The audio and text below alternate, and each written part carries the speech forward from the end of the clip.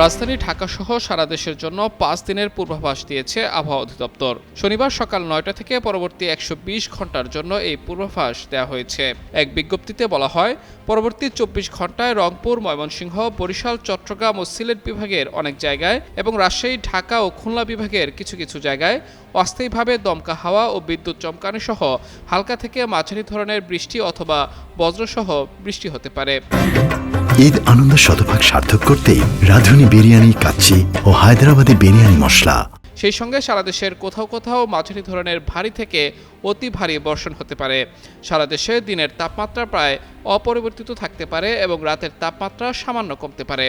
এছাড়া রোববার থেকে আগামী বুধবার পর্যন্ত ময়মনসিংহ, চট্টগ্রাম ও সিলেট বিভাগের অনেক জায়গায় এবং রংপুর, রাজশাহী, ঢাকা, খুলনা ও বরিশাল বিভাগের কিছু কিছু জায়গায় অস্থায়ীভাবে দমকা হাওয়া ও বিদ্যুৎ চমকানো সহ হালকা থেকে মাঝারি ধরনের বৃষ্টি অথবা বজ্রসহ বৃষ্টি হতে পারে।